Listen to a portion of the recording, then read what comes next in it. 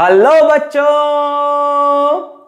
तो हम ले आए आज एक नया lecture electric charges and field का 7th पार्ट। और आज पढ़ने जा रहे हैं motion of a charged particle in an electric field. किसी इलेक्ट्रिक फील्ड के अंदर एक चार्ज पार्टिकल का motion.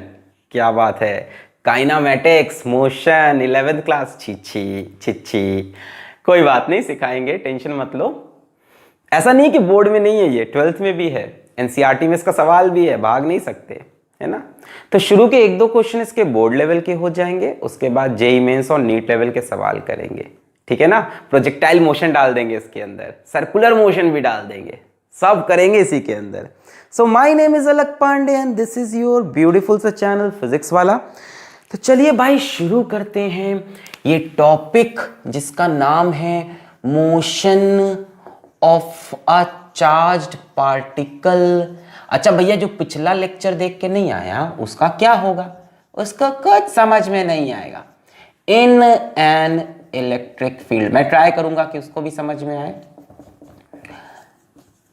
Motion of a charged particle in an electric field. अच्छा, स्टार्ट करने से पहले आपको लेक्चर नंबर 4 की एक बात याद दिलाते हैं, वो पुरानी बात।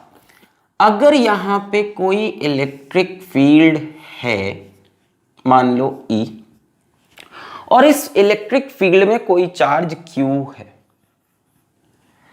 तो इलेक्ट्रिक फील्ड में जैसे ही चार्ज रखोगे उसके ऊपर लगेगी फोर्स। अगर पॉजिटिव चार्ज है तो फोर्स लगेगी फील्ड के डायरेक्शन में, अगर नेगेटिव चार्ज है तो फोर्स लगेगी फील्ड के डायरेक्शन के अपोजिट। क्लियर है? पॉजिटिव चार्ज पे force in the direction of field, negative charge पे force in the direction opposite to field. और इस फोर्स की वैल्यू होगी Q times of E। Q times of E। इतनी बात आज के लेक्चर में आप याद रखिएगा, ठीक है, कि कोई भी चार्ज पार्टिकल इलेक्ट्रिक फील्ड में आता है तो उस पर फोर्स लगती है QE। कितनी? QE। पॉजिटिव पे in the direction of field, negative पे in the direction opposite to field. चलिए पहला सवाल लेते हैं। मान लीजिए यहां पे हमको 2 प्लेट्स दे दी और बोला इनके बीच में एक यूनिफॉर्म इलेक्ट्रिक फील्ड है। यूनिफॉर्म मतलब हर जगह बराबर, कांस्टेंट इलेक्ट्रिक फील्ड, हर जगह एक जैसी इलेक्ट्रिक फील्ड E है। 2 प्लेट्स बनाई है। अच्छा, इलेक्ट्रिक फील्ड किससे दूर भागती है? पॉजिटिव चार्ज से। तो यानी ऊपर वाली प्लेट को हम ऐसे बना सकते हैं, पॉजिटिव चार्ज की प्लेट, तो इलेक्ट्रिक फील्ड इससे अवे होती है, ठीक है ना। और इलेक्ट्रिक फील्ड किसके तरफ जाती है? नेगेटिव चार्ज की तरफ जाती है, तो नीचे वाली प्लेट पे हम नेगेटिव चार्ज देते हैं। इसका कुछ मतलब नहीं, ऐसे ही समझ लो। आज इस इलेक्ट्रिक फील्ड में एक नन्हा सा मुन्ना सा प्यारा सा इलेक्ट्रॉन जिसका मास m, ये पुचुक सा, ये v0 वेलोसिटी से एंटर करने की कोशिश कर रहा, और इसकी वेलोसिटी फील्ड के परपेंडिकुलर, या ऐसे समझ लो ऐसे हॉरिजॉन्टल, ठीक है। होगा क्या? जैसे ही ये इलेक्ट्रॉन अंदर घुसेगा, इलेक्ट्रॉन पे कौन सा चार्ज? Negative charge. तो पॉजिटिव वाली प्लेट उसको अपनी तरफ बुलाएगी, पर इलेक्ट्रॉन तो कहेगा हम सीधे जाएंगे, प्लेट कहेगी हमारे पास आओ। तो ये इलेक्ट्रॉन की पाथ कुछ ऐसी हो जाएगी, होगी। ये इस वेलोसिटी से आगे जाना चाहेगा और प्लेट इसको ऊपर खींचती जाएगी, पॉजिटिव प्लेट। तो इलेक्ट्रॉन अपने ओरिजिनल रास्ते से y डिस्टेंस शिफ्ट हो जाएगा, डिस्प्लेस हो जाएगा, ठीक है। तो पहला सवाल तो रहेगा कि इस y को कैलकुलेट करूं। दूसरा सवाल रहेगा कि इलेक्ट्रॉन जब यहां से बाहर निकल रहा तो निकलते वक्त कितना एंगल थीटा बना रहा। तो 2 सवाल हैं, एक तो y निकालना है, इलेक्ट्रॉन का शिफ्ट कह लो, डिफ्लेक्शन कह लो, डिफ्लेक्ट हुआ ना, और एक थीटा निकालना है, थीटा भी डिफ्लेक्शन है या angle at which it emerges. 2 part है सवाल के, दोनों निकालने हैं, ठीक है। इसको मैं मिटा दूं, चलो करो इसको। ये जो प्लेट की लेंथ है ये भी हमें दे रखी है, प्लेट की लेंथ बोली है x। चलो किया जाए, मैं करूं, चलो करते हैं। ये इलेक्ट्रॉन मान लो यहां पर है, अंदर घुसा, जैसे ही इलेक्ट्रॉन अंदर घुसेगा एक चार्ज पार्टिकल इलेक्ट्रिक फील्ड में इसके ऊपर लगेगी force F is equals to Q E, और इलेक्ट्रॉन के ऊपर नेगेटिव चार्ज है तो फोर्स लगेगी अपोजिट टू फील्ड, तो इस तरफ एक फोर्स लगी अपोजिट टू फील्ड। कितनी लगती है force? F is equals to Q E, electron पे चार्ज कितना है? स्मॉल ई इंटू ई, तो ई नाम की फोर्स लगेगी ऊपर, वैसे भी नेगेटिव है तो पॉजिटिव अपनी तरफ बुलाएगा। तो इलेक्ट्रॉन पे एक फोर्स लगी वाई डायरेक्शन में ई, जिसकी वजह से इलेक्ट्रॉन के पास एक एक्सलरेशन आ जाएगा, वो भी वाई डायरेक्शन में ई बाई एम। बाई एक्सलरेशन क्या होता है? Force upon mass. अच्छा, और एक्स डायरेक्शन में क्या कहते हो? क्या एक्स डायरेक्शन में कोई एक्सलरेशन होगा? नहीं, जीरो। एक्स डायरेक्शन में कोई फोर्स लगेगी नहीं। फोर्स या तो फील्ड के डायरेक्शन में लगती या फील्ड के अपोजिट लगती, नेगेटिव चार्ज है तो फील्ड के अपोजिट। एक्स में कोई फोर्स नहीं तो एक्स का एक्सलरेशन जीरो। बस इतनी सी बात है, हमें तुमसे प्यार है, हमें तुमसे प्यार है। अब इसके मोशन को एक्स और वाई में डिवाइड कर लो, just divide its motion in x and y, खत्म सवाल। अब इसके सवाल में कोई दम नहीं है। एक्स और वाई में मोशन को ट्रीट करो। देखो वैसे भी 2D मोशन दिख रहा है, एक्स में आगे बढ़ रहा है, वाई में ऊपर जा रहा है, तो दोनों में अलग अलग ट्रीट करते हैं। चलो, what is the initial velocity in x direction? v not. What is the acceleration in x direction? Zero. What is the displacement in x direction? यहां से यहां तक में कितना डिस्प्लेस हुआ? x। What is the time taken? चलो t मान लेते हैं, t टाइम में मानते हैं, वो यहां से यहां पहुंचा, तो x में इतना चला, y में इतना चला, दो तरह के मोशन कर रहा। क्या हम यहां से बोल सकते हैं s is equals to U T plus half A T square? x direction में लगाओ, x डायरेक्शन का displacement x, initial velocity v naught, time लगा t, और ये टर्म जीरो क्योंकि एक्सलरेशन तो कोई है नहीं। यहां से टाइम मिल रहा है x बटे v नॉट, टेम है x बटे v नॉट। जितने टाइम में वो ये डिस्टेंस कवर किया उतने ही टाइम में ये डिस्टेंस भी कवर किया, है ना। अब y की बात करें, what is the initial velocity in y direction? Zero. भैया y में कहां कोई वेलोसिटी है शुरू में, बाद में हो जाएगी आते आते। एक्सलरेशन है y में, एक्सलरेशन y में कितना है? e by m। Displacement y में कितना है? y में डिस्प्लेसमेंट y के बराबर है कि नहीं? ये टाइम कितना लगा? t, यही टाइम होगा, जितने टाइम में आगे बढ़ा उतने टाइम में ऊपर, यानी टाइम हो गया x बाई वी नॉट। अब y डायरेक्शन में भी यही इक्वेशन अप्लाई कर दो, s is equals to U T plus half A T square. s की जगह y, ये टर्म जीरो हो गया इस बार, हाफ a की जगह e by m, T square यानी x square upon we naught का स्क्वायर। अरे खत्म, पहला पार्ट आ गया answer. y is equals to E by M, x square upon we naught का स्क्वायर बाई 2, खत्म, मिल गया, डिफ्लेक्शन मिल गया आपको। डिफ्लेक्शन y की वैल्यू आ गई क्या? Half E by M x square upon we naught का स्क्वायर। फर्स्ट पार्ट खत्म। सेकेंड पार्ट क्या है? डिफ्लेक्शन थीटा निकालना है कि कैसे डिफ्लेक्ट हुआ, कैसे निकलेगा। अपना डिफ्लेक्शन निकालने के लिए वेलोसिटी का इस्तेमाल करेंगे। जब इलेक्ट्रॉन यहां तक पहुंचा तो इस पॉइंट पे इसके पास दो वेलोसिटी है, एक तो वेलोसिटी एक्स डायरेक्शन की, एक वेलोसिटी वाई की। शुरू में तो वाई में वेलोसिटी है नहीं, पर बाद में बन जाएगी एक्सलरेशन की वजह से। तो इसकी एक्स और वाई वाली वेलोसिटी चाहिए। क्या किया जाए? इसको मिटा दूं मैं, S is equal you T plus half A T square, u की जगह 0 रखा, a की जगह e रखा, t की जगह, ठीक है, मिटा दो, ओके। अब इसकी हम दो वेलोसिटी निकालते हैं, एक तो vx और एक vy। So v is equals to u plus A T, apply कर दो x डायरेक्शन में। So vx is equals to ux की वैल्यू v नॉट, और ये टर्म तो जीरो, सो vx की वैल्यू v नॉट हो गई।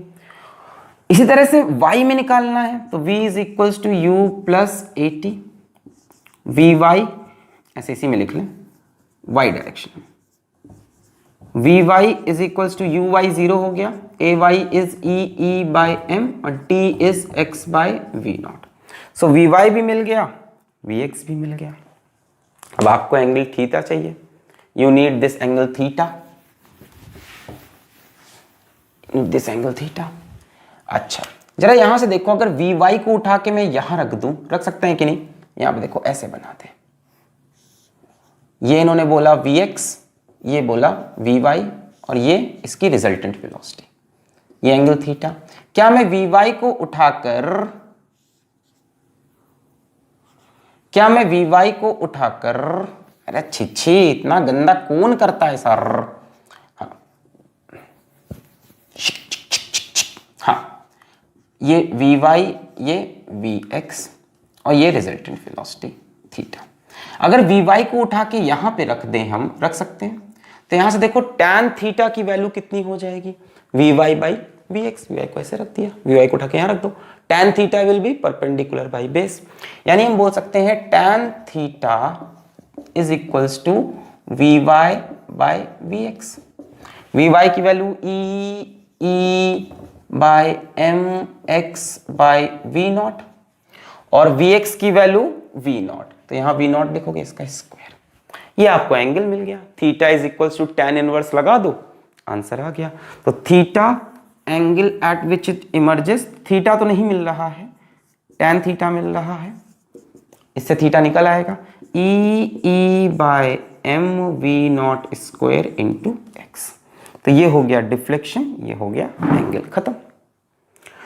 अब इसमें एक चीज याद रखना कि जो डिफ्लेक्शन y है या थीटा, थीटा भी तो डिफ्लेक्शन ही है, डिफ्लेक्ट हो गया, इनिशियल ऐसे जा रहा था, इतने एंगल से डिफ्लेक्ट हो गया, थीटा भी डिफ्लेक्शन। दोनों ही चीजें चार्ज टू मास रेशियो पे डिपेंड कर रही हैं। चार्ज टू मास, ऊपर देखो चार्ज है, नीचे मास, चार्ज टू मास, मतलब चार्ज जितना ज्यादा होगा डिफ्लेक्शन उतना ज्यादा, देखो जितना ज्यादा चार्ज होगा उतनी फोर्स लगेगी, उतना डिफ्लेक्शन।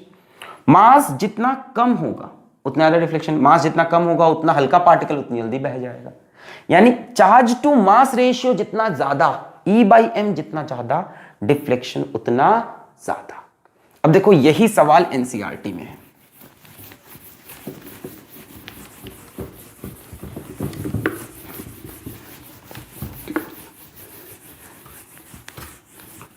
ठीक है। बस इसमें यही था कि एक्स और वाई में मोशन को बांटना था। सवाल नंबर 2 देखो, यही सवाल एनसीईआरटी में कैसे दिया, उन्होंने बोला यहाँ एक प्लेट है, यहाँ एक प्लेट है, इसमें पॉजिटिव चार्ज है, एनसीईआरटी के हिसाब से थोड़ी सरकारी आवाज, और यहाँ एक चार्ज पार्टिकल है 1, एक चार्ज पार्टिकल है 2, और एक चार्ज पार्टिकल है 3। हमसे पूछा 1, 2 और 3, इन तीनों चार्ज पार्टिकल का साइन बताइए, पॉजिटिव के नेगेटिव, और किसका चार्ज टू मास रेशियो सबसे ज्यादा है ये भी बताइए। चलिए करें, इसका साइन, इसका साइन, इसका साइन।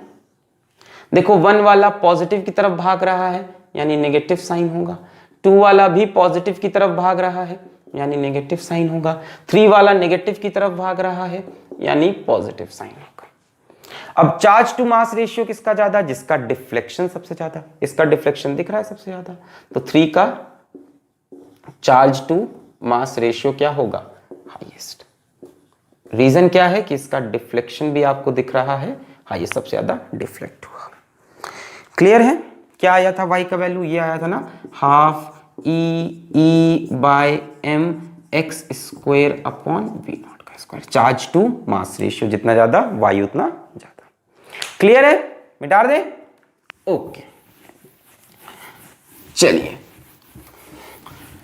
अगला सवाल करते हैं। क्वेश्चन नंबर 3 एक बढ़िया सवाल ले लेते हैं कि यहां फिर से एक पॉजिटिव प्लेट और यहां एक negative plate, plus plus plus plus plus plus plus plus plus minus minus minus minus minus minus, तो इलेक्ट्रिक फील्ड ऐसी बन जाएगी, छी, तो इलेक्ट्रिक फील्ड ऐसी बन जाएगी, एक यूनिफॉर्म इलेक्ट्रिक फील्ड यहां पे एग्जिस्ट कर रही है। इसको मैंने बोला इलेक्ट्रिक फील्ड का मैग्नीट्यूड E, और ये बच्चों एक ग्रेविटी फ्री स्पेस है। पहला सवाल भी ग्रेविटी फ्री था, बताना भूल गए, एक काम करेंगे एडिट करके वहां लिख देंगे, ठीक है। So this is also a gravity free space. देखो ग्रेविटी फ्री नहीं होता तो पिछले वाले क्वेश्चन में एक और फोर्स आ जाती mg की y डायरेक्शन में, जिसकी वजह से पूरे मोशन पे फर्क पड़ता, तो हमने ग्रेविटी फ्री मान लिया, ग्रेविटी नहीं है यहाँ पे। अच्छा, अब इस प्लेट की लेंथ मान लो L है और ये मान लो D है, हाइट इसकी D है। एक चार्ज पार्टिकल लिया हमने, मास m, चार्ज q, और यहां से उसको ऐसे फेंका, वही v0 वेलोसिटी से, v0 वेलोसिटी से मान लो एकदम बीच से फेंका, d/2, कहीं से भी दे सकता था, अभी मैंने दे दिया बीच से, कहीं से भी हो सकता है सवाल। अच्छा, अब अच्छा ये बताओ, अगर v0 की वैल्यू बहुत कम होगी तो क्या होगा? तो ये चार्ज पार्टिकल है, इस पे पॉजिटिव चार्ज है, मान लो प्लस q चार्ज है। अच्छा, अगर v0 बहुत कम होगा तो इस प्लस q को माइनस q अपनी तरफ खींचेगा, v0 कम है, जल्दी नीचे गिर जाएगा। अगर v0 ज्यादा होगा तो थोड़ा आगे गिरेगा, v0 थोड़ा और ज्यादा होगा तो क्रॉस कर जाएगा, है ना। यानी v0 की एक पर्टिकुलर वैल्यू होगी जिसपे ये क्रॉस कर पा रहा है, वरना भाई फील्ड इसको पकड़ के गिरा लेगी। तो हमसे पूछा है find minimum value for v0 such that charge q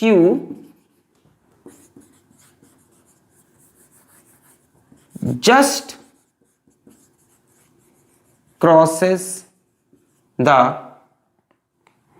plate, just plate को क्रॉस कर ले। मतलब v0 की ऐसी वैल्यू निकालो कि बस ये ऐसे निकल जाए, ऐसी वैल्यू, कम रखोगे तो गिर जाएगा। ठीक है, ये हमें बताना है, कुछ नहीं करना है, मोशन को x और y में तोड़ना है। मोशन को तोड़ दो, x और y में, सवाल हो जाएगा आसान, x और y में डिवाइड कर दो मोशन को। चलो मुझे बताओ, what is the velocity in x direction? It is v0। What is the initial velocity in y direction? It is 0। What is the acceleration in x direction? भैया 0 होगा, x में तो कोई फोर्स लगेगी नहीं इस चार्ज पार्टिकल पे, किस में लगेगी? y में लगेगी। ये चार्ज पार्टिकल जैसे ही अंदर आएगा, इस पे फोर्स इधर लगेगी, F is equals to QE। Positive charge पे फोर्स किधर लगती है? In the direction of field भैया, in the direction of field, ऐसे, है ना। तो फोर्स जो लग रही है इस पे वो y डायरेक्शन में है, कितनी? QE, नीचे की तरफ। इसको ये खींच लेगा कि नहीं? तो एक्सेलरेशन भी y डायरेक्शन में होगा, फोर्स अपॉन मास QE/m। और x डायरेक्शन का एक्सेलरेशन 0 होगा, x में तो कोई फोर्स है नहीं। अच्छा, what is the displacement in x direction? क्या चाहते हो आप? आप चाहते हो x में बस L क्रॉस हो जाए, so you want displacement in x to be greater than L, ऐसे लिख सकते हैं, just greater than L, x से, अरे L से थोड़ी सी ज्यादा हो जाए तो काम बन जाए। अच्छा, टाइम कितना लगा? मान लेते हैं टाइम t लगा। अब जितने टाइम में वो ये डिस्टेंस कवर कर रहा x में, उतने टाइम में वो y में ये डिस्टेंस कवर कर रहा। देखो यहां से यहां गिरा तो y में ये डिस्टेंस कवर किया। तो जरा y की बात करें, what is the acceleration in y direction? It is QE/m। What is the displacement in y direction? It is d/2। जितने टाइम में ये डिस्टेंस x में कवर किया, उतने में y में ये कवर किया, दोनों मोशन एक साथ हुई। यहां पे भी टाइम वही रहेगा t। अब t की वैल्यू यहां से निकालो, s is equals to ut plus half at²। y में डिस्प्लेसमेंट कितना है? d/2 इज इक्वल्स टू ये टर्म 0 प्लस हाफ a की जगह QE/m इंटू t²। यहां से t आपको मिल जाएगा, 2 से 2 कैंसिल होगा, t is equals to md/QE का अंडर रूट, बोले आएगा md/QE। कुछ गलती तो नहीं हुई है? s हमने लिया d/2, 0 half a QE/m t²। ठीक है, अब आ जाओ यहाँ पे, s आप चाहते हो ग्रेटर देन l हो, यानी sx होगा कितना? स्पीड इनटू टाइम, एक्सेलरेशन तो है नहीं, तो sx की वैल्यू होगी कितनी? इसकी वैल्यू हो जाएगी u into T is greater than l। भाई ये एक्सेलरेशन तो है नहीं ना, तो ut प्लस हाफ at² में a तो 0 हो गया, तो displacement is velocity into time, u कितना है? v0 into T is greater than l। So v0 into under root md by qe is greater than L. V naught is greater than L into QE by MD. तो V naught इससे बड़ा हो तो काम बन जाएगा, यानी V naught की मिनिमम वैल्यू यही हो जाएगी। भाई मिनिमम क्या चाहते हो कि डिस्प्लेसमेंट इतना हो जाए, कह रहे हो कम से कम डिस्प्लेसमेंट ये हो जाए, यानी ये कम से कम इतना हो, कम से कम ये हो, कम से कम ये हो, और V naught की minimum to minimum value L into QE by MD हो। इससे ज्यादा होगा तो भी बाहर निकल जाएगा। क्लियर है? तो बस यही सब करना है, इसमें थोड़ा दिमाग लगाना है, एक्सक्लेरेशन वगैरह देखना है और 2D में मोशन को एनालाइज करना है। मिटा दें? ओके, मिटा दें? ओके। अब जरा देखो, एक सवाल लेते हैं प्रोजेक्टाइल, प्रॉपर प्रोजेक्टाइल मोशन का। ठीक है,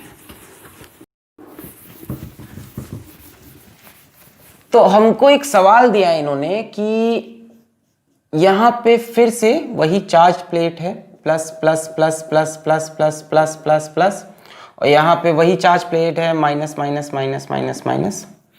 ठीक है, इनके बीच में यूनिफॉर्म इलेक्ट्रिक फील्ड वगैरह हो जाएगी ऊपर से नीचे, और इन प्लेट्स के बीच का डिस्टेंस भी मान लो हमको दे रखा है d। अच्छा, और वही ग्रेविटी फ्री स्पेस है। ठीक है, फिर से ग्रेविटी फ्री स्पेस, वरना एक फोर्स mg भी लगने लगेगी इन सब में, जो हम नहीं चाहते।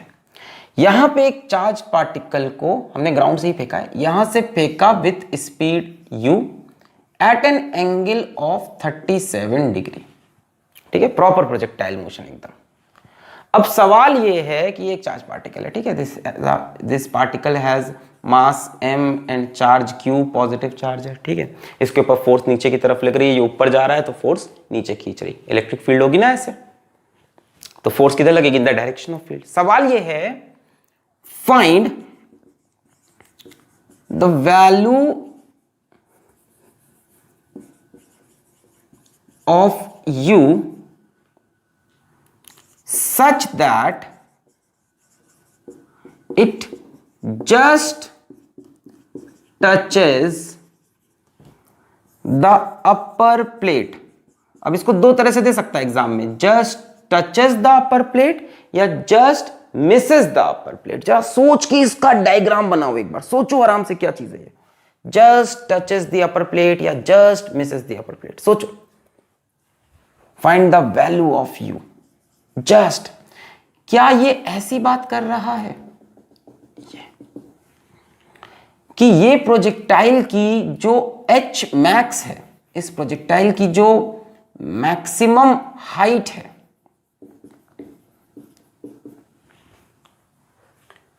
वो इन प्लेट के सेपरेशन के बराबर हो, तभी तो ये जस्ट टच करते हुए निकल जाएगा, जस्ट टच करते हुए, जस्ट ऐसे। इससे ज्यादा मैक्सिमम हाइट होती तो तोड़ के बाहर जाता, इससे कम होती तो टच करने की बात ही नहीं, तभी टच करके निकलेगा जब इसकी मैक्सिमम हाइट प्लेट्स के बीच के डिस्टेंस के बराबर हो। खत्म हो गया सवाल। एच मैक्स की वैल्यू बोलो प्रोजेक्टाइल में, बोलो बोलो बोलो बोलो, you square sine square theta by 2g। Class 11th याद करो, you square sine square theta by 2g। अच्छा यार सर, यहां तो ग्रेविटी फ्री स्पेस है, बिल्कुल ग्रेविटी फ्री स्पेस है, पर यहां g का रोल प्ले कर रहा है इलेक्ट्रिक फील्ड की वजह से आने वाला एक्सेलरेशन। देखो इलेक्ट्रिक फील्ड क्या ऐसे लगेगी E, क्या इसकी वजह से इस चार्ज पार्टिकल पे नीचे की तरफ फोर्स लगने लगेगी? भाई इलेक्ट्रिक फील्ड के डायरेक्शन में फोर्स लगती है पॉजिटिव चार्ज पे, कितनी फोर्स लगने लगेगी? F is equals to QE। इसकी वजह से इस चार्ज पार्टिकल पे नीचे की तरफ ही एक एक्सेलरेशन आने लगेगा, acceleration in the y direction QE by m। यार यही एक्सेलरेशन तो इस बार g का रोल प्ले कर रहा है। पहले जब प्रोजेक्टाइल ऐसे ग्राउंड से ऊपर फेंकते थे तो g उसको नीचे खींचता था, अभी कौन सा एक्सेलरेशन उसको नीचे खींच रहा है? QE by m। g नहीं है तो g जैसा कुछ है, इसको हम बोल देते हैं g इफेक्टिव। जब इसको ग्राउंड से ऊपर फेंका तो इलेक्ट्रिक फील्ड ऐसे, तो ये प्लस चार्ज है, इस पे फोर्स किधर लगेगी? इन द डायरेक्शन ऑफ फील्ड। अरे इसको नेगेटिव अपनी तरफ खींच लेगा, किस फोर्स से खींचेगा? QE फोर्स से, यानी नीचे की तरफ एक एक्सेलरेशन होगी QE बाय m। प्रोजेक्टाइल में नीचे की तरफ एक एक्सेलरेशन g होती थी, यानी g को इसने रिप्लेस कर लिया, काम खत्म। h max is equals to U square sine कितना है 37, साइन स्क्वायर 37 अपॉन 2 और जी की जगह कौन आ गया है, ये वाला acceleration 2 into Q E by M, और एच मैक्स किसके बराबर हो जाए, separation between the plates D. यहां से यू की वैल्यू निकाल लो, काम खत्म।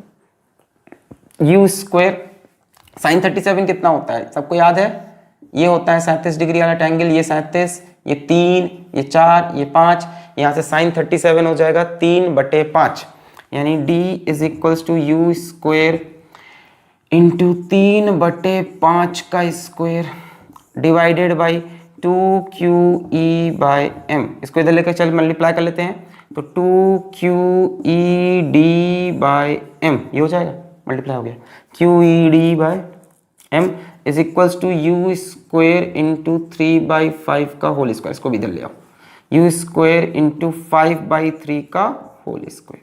यहाँ से u की वैल्यू आ जाएगी, पूरा अंडर रूट करोगे तो 5/3 इंटू अंडर रूट 2QED/, अरे बच्चों ये सब तो आपके कर लोगे, इसी तो यार वैल्यूज होंगी ना, क्या पता क्यू की वैल्यू दे रखी हो, सीधा सीधा आंसर आ जाएगा। कंसेप्ट ये था कि जस्ट टचेस, मतलब इसका जो एच मैक्स हो वो इसके बगैर, अगर एच मैक्स इससे ज्यादा होता तो तोड़ के जाता, इससे कम होता तो टच नहीं करता, बस यही एक कंसेप्ट था। दूसरा कंसेप्ट ये था कि यहाँ पे जी नहीं है फिर भी प्रोजेक्टाइल मोशन है, तो जी की जगह कौन आ गया है, मतलब अर्थ की ग्रेविटेशनल फील्ड की जगह यहाँ इलेक्ट्रिक फील्ड वाला खेल खेल रही है। इलेक्ट्रिक फील्ड की वजह से नीचे तरफ एक्सलरेशन QE/m, उसको हमने बोला जी इफेक्टिव। क्या बोला, जी इफेक्टिव। जरा जी इफेक्टिव पे देखो, एक और सवाल बन सकता है, बढ़िया एडवांस लेवल का सवाल। मिटा रहे इसको, मिटा रहे, अच्छा। जैसे जी इफेक्टिव पे हम क्या सवाल बना सकते हैं, क्वेश्चन नंबर 5 हो जाएगा ना ये मेरे ख्याल से। अच्छा, जी इफेक्टिव पे हम क्या सवाल बना सकते हैं कि ये देखो बहुत बढ़िया सवाल, कि फिर से यहां पे एक प्लेट ले ली, plus plus plus plus plus plus plus plus plus plus, और यहां पे भी एक प्लेट ले ली, minus minus minus minus minus minus, electric field ऊपर से नीचे। यहां मान लो कि एक बॉब टंगा हुआ है, एक बॉल टंगी हुई है, ठीक है। इस बॉल को, अच्छा ग्रेविटी फ्री स्पेस, फिर से क्या है, ग्रेविटी फ्री स्पेस। इस बॉल को कितनी मिनिमम वेलोसिटी से यहां से फेंकें कि ये कंप्लीट सर्कुलर मोशन कर पाए, इसको कम से कम कितनी स्पीड से फेंकें कि ये कंप्लीट सर्कुलर मोशन कर पाए। इस पे मास m है, चार्ज q है और इलेक्ट्रिक फील्ड E। हाँ, तो हमने क्लास 11 में पढ़ा था कि अगर कंप्लीट सर्किल कराना है तो इसको याद है हम क्या बोलते थे, क्रिटिकल वेलोसिटी। तो इस पॉइंट पे क्रिटिकल वेलोसिटी कम से कम कितनी होनी चाहिए, सर्कुलर मोशन में पढ़ा था कि नहीं, क्रिटिकल वेलोसिटी कितनी होती थी, √5gr, where r is the radius of this circle या लेंथ ऑफ दिस वायर। दिक्कत क्या है कि ग्रेविटी फ्री स्पेस है, यहां जी है ही नहीं, तो यहां जी का रोल कौन प्ले कर रहा है, इलेक्ट्रिक फील्ड। कोई दिक्कत नहीं, जी की जगह लिख दो जी इफेक्टिव। ये भूल गए, इस जगह पे मिनिमम वेलोसिटी कितनी होती थी याद है, √gr, और यहां पे कम से कम √5gr, तभी सर्किल कंप्लीट होगा। अगर भूल गए तो लिख लो, अगर सर्कुलर मोशन कंप्लीट करना है तो इस जगह पे मिनिमम वेलोसिटी √gr और इस जगह पे मिनिमम वेलोसिटी √5gr। इससे कम वेलोसिटी से फेंकोगे तो ऐसे जाके ऐसे वापस ऐसे आ जाएगा, ऐसे फेंको ड्र ड्र, या हो सकता हो यहां से गिर पड़े धम, ऐसा भी हो सकता है, ठीक है।